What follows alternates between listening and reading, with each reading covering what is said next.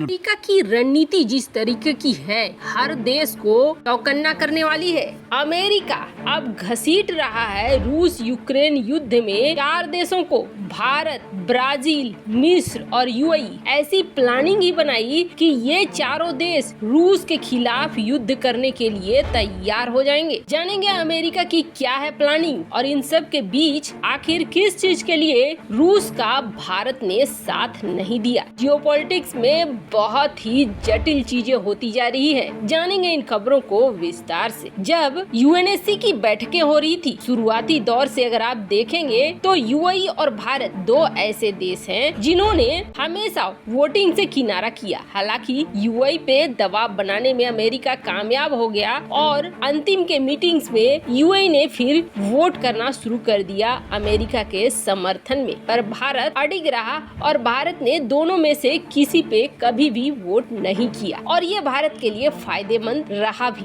America कहां से मानने वाला है? अमेरिका जो षड्यंत्रों का रचयिता है, उसने अब नया षड्यंत्र रचा। दरअसल ये जो 4 देश हैं, भारत, ब्राजील, मिस्र और यूएई, ये चारों देश रूस के साथ कोई दुश्मनी नहीं रखते हैं। इन चारों देशों की खासियत ये है कि इनकी दोस्ती रूस के साथ भी है और अमेरिका के साथ भी है। अब इनको कैसे अपने पाले में लाया जाए, कैसे रूस के खिलाफ कर दिया जाए, इसके लिए क्या किया, अमेरिका ने एक प्रस्ताव भेजा। दरअसल इस प्रस्ताव से पहले समझिए कि यूक्रेन में इस वक्त कथित तौर पर हालात कैसे हैं। दरअसल यूक्रेन में इस वक्त कहा यह जा रहा है कि कीव जो कि राजधानी है उसे पूरी तरीके से घेर लिया है रूसी सैनिकों ने और यहाँ जो खाने पीने की चीजें हैं अब खत्म होने के कगार पर है। जो रास्ते थे, जो सड़कें थी, उसको रूसी सेना तबाह कर चुकी है। यानी जमीनी स्तर पर अगर कोई ये कोशिश भी करता है कि मदद पहुंचानी है तो ये संभव नहीं होने वाला है, ये बहुत मुश्किल होने वाला है और ये चीज अमेरिका समझ गया है। तो फिर दिक्कत क्या है? अमेरिका अपने प्लेन्स भेज दे और वहाँ पर जो मानवीय सहायता देना है दे दे, लेकिन अमेरिका की करतूत समझिए।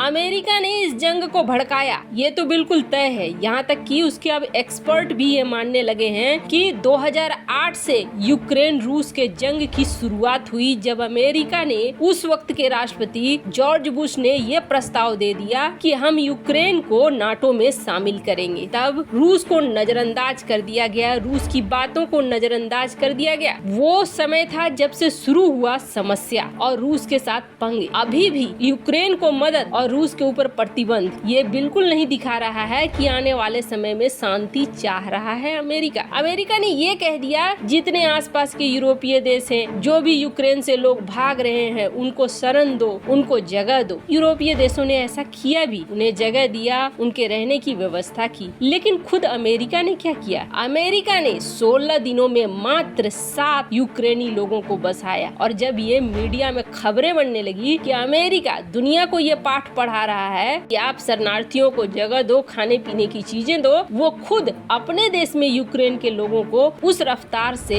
नहीं सेटल कर रहा है। करीब 40 लाख लोग हैं जो यूक्रेन से भागे हैं, लेकिन अमेरिका ने इसमें से मात्र 7 लोगों को अपने देश में जगह दी है। खैर, जब ये ज्यादा चर्चा की विषय बनने लगी तब अमेरिका ने सोचा और नया प्लान एक घोषणा कर दिया कि हम लोग जल्द ही और यूक्रेन के लोगों को बसाने की कोशिश करेंगे। पर यहाँ पर दिमाग लगाना शुरू कर दिया अमेरिका ने कि भारत पे, ब्राजील पे, मिस्र पे, यूएई जो कि रूस के साथ दोस्ती रखते हैं, उनके ऊपर कैसे दबाव बनाया जाए। इन्होंने मांग रख दी। इसके 10 सांसदों ने, अमेरिकी सांसदों ने अपने सीनेट को और बाइडेन को लिखा एक खत, जिस खत में ये कहा गया कि यूक्रेन में जिंदगियां बचाना हमारा नैतिक जिम्मेदारी है। सुनने में बहुत अच्छा लगेगा, लेकिन आगे समझते जाइए। पत्र में ये कहा गया है, रूस और यूक्रेन के बीच युद्ध के दौरान यूक्रेन में मदद पहुंचाने के लिए मानवीय गलियारे के संबंध में जो बात हुई है उसके तहत हमें मानवीय सहायता पहुंचानी चाहिए। लेकिन अमेरिकी खुफिया विभाग ये सूचना मिली है कि आने वाले समय में खाना और पीने का पानी खत्म हो जाएगा और कोई भी इस हवाई क्षेत्र में घुसेगा तो विमान को मारकर गिराया जाएगा। ऐसे में ऐसा कीजिए कि ये जो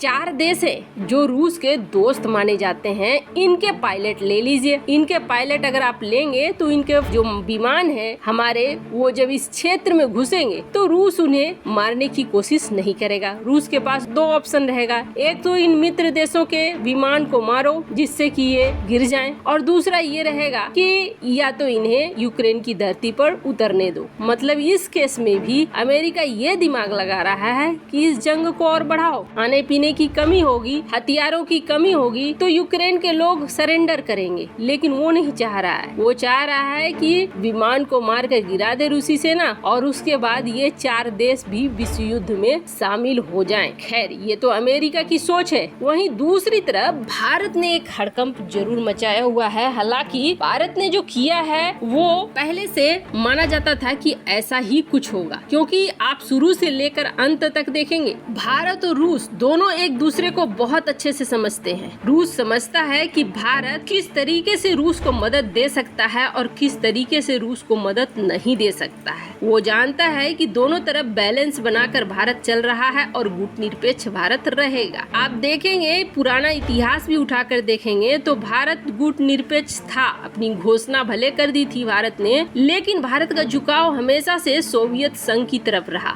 और अमेरिका जानता था कि घोषणा भले भारत ने कर दी हो कि हम गुटनिरपेक्ष हैं, लेकिन अंदर खाने सोवियत संघ का ही फेवर करता है। और यही वजह थी कि जब सोवियत संघ टूटा था तब अमेरिका की खबरों में जो मीडिया है उन्होंने ये छापा था कि भारत अनाथ हो गया क्योंकि सोवियत संघ टूट गया। इसलिए भारत के इस काम से रूस बिल्कुल भी नाराज नहीं होगा, बल्कि इसके बाद तो रूस ने एक बहुत बड़ी जिम्मेदारी भारत को दे दी है। जानेंगे कि भारत को क्या जिम्मेदारी दी है, पर उससे पहले ये जानिए कि रूस एक प्रस्ताव लेकर आया था और रूस ये प्रस्ताव लेकर आया था UNHRC में। UNHRC में मानवीय संकट की बात कही गई थी। को बता दें इसमें 15 सदस्य थे। 15 सदस्य जिसमें रूस ने ये मांगा था कि मानवीय संकट को देखते हुए महिलाओं और बच्चों को बचाया जाए यूक्रेन में। इस प्रस्ताव में ये कहा गया था कि रूस यूक्रेन के बीच राजनीतिक वार्ता हो, बातचीत हो, मध्यस्थता हो और शांतिपूर्ण तरीके से तत्काल समाधान निकाला जाए। इस प्रस्ताव पर वोट देने की बात आई। इस पर वोट देने के क्रम में 15 सदस्य थे, जिसमें 13 के 13 देश से निकल लिए। उन्होंने इस पर वोटिंग ही नहीं किया और सिर्फ चीन का समर्थन मिला रूस को। वैसे आपको बता दें लगातार यूक्रेन के खिलाफ रूस की आक्रामकता को देखते हुए आपातकालीन सत्र बुलाए जा रहे हैं और भारत इसमें शामिल हो रहा है, लेकिन वोटिंग की प्रक्रिया में हिस्सा नहीं ले रहा है। इसलिए भारत ने इस बार भी, चाहे वो रूस का ही प्रस्ताव क्यों न हो, वोटिंग प्रक्रिया में हिस्सा नहीं लिया और रूस के प्रस्ताव का न तो समर्थन किया और न ही विरोध किया। लेकिन हाँ, चीन ने समर्थन जरूर कर दिया। फिर भी ये प्रस्ताव रूस का